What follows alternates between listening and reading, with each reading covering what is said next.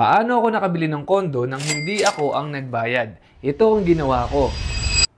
Ito ang 1-bedroom condo unit namin ni wife. Right now, pinaparent namin ito. Sinong nagbayad ng property? Yung bangko. At sinong nagbabayad sa bangko? Yung mga nag-Airbnb sa unit namin. Naka 21 nights na tayo eh. Wow! Ano yun? Isang client lang o iba-iba? Iba-iba. Meron pa nga eh. Our biggest regret? Soon pa sana namin nalaman ang technique na to. Basically, may property kami pero hindi kami ang nagbabayad at kumikita pa. There was a time na nasa Tagaytay kami, nakakolek kami ng 37,000 pesos sa mga nakabook sa amin. Literal yung word na we earn while we travel. Mamaya, I'll give you some numbers on how we make our condo not just paying for itself, but also making it profitable. Yun naman din yung reason kung bakit kami nag-invest ni wife sa condominium. To make profit. Ito ang investment hack na marami ang gustong gumawa but they fail. Kasi hindi nila tinitingnan na maigi ang location. Take note, not all condominiums are profitable.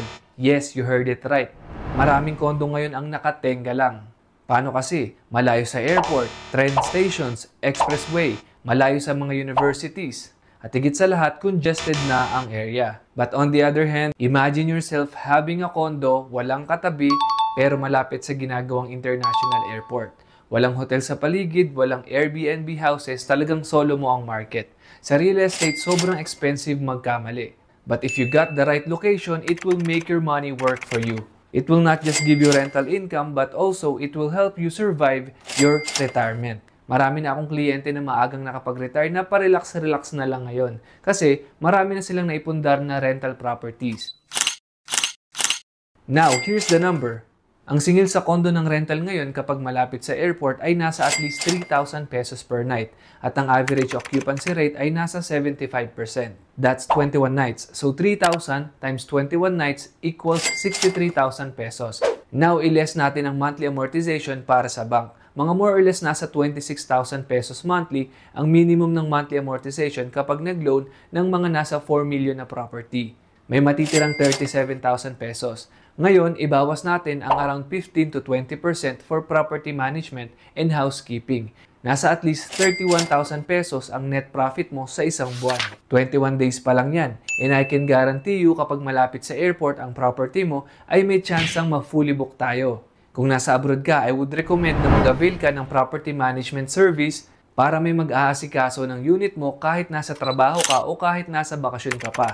To make it simple, may property kami na worth millions of pesos pero naglabas ba kami ng milyon?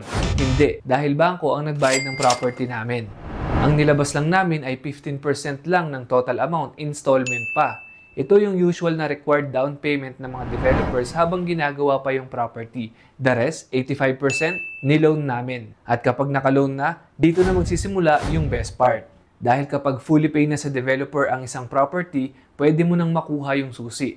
Pwede mo nang iparent. 13K monthly lang ang nilabas namin hanggang sa matapos ang building at nung na-turnover na, unti-unti na naming nababawi. Diba? Nasagot yung tanong ko kanina kung paano ako nakabili ng property nang hindi naman kami ang nagbayad.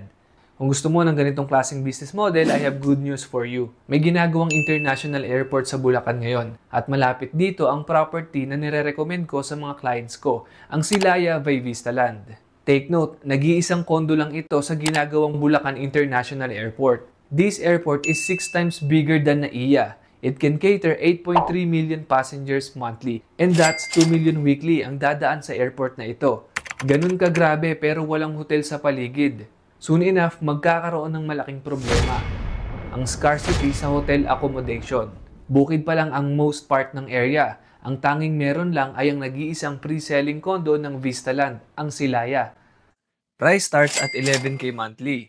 Abot kaya pa dahil pre-selling pa lang. Kung nagtitingin-tingin ka na ng investment, huwag mo nang palampasin to. Dahil 3 to 5 years kapag operational na ang airport, ay saktong mata-turnover na ang property na to. Ibig sabihin nun, solo ng condo na to ang rental demand sa area. If you want to hear more, comment details sa ibaba or send me a message. I'm Chad from Vistaland. Marami na akong natulungang magkabahay, magkakondo, magka-rental business at malay mo, ikaw na next.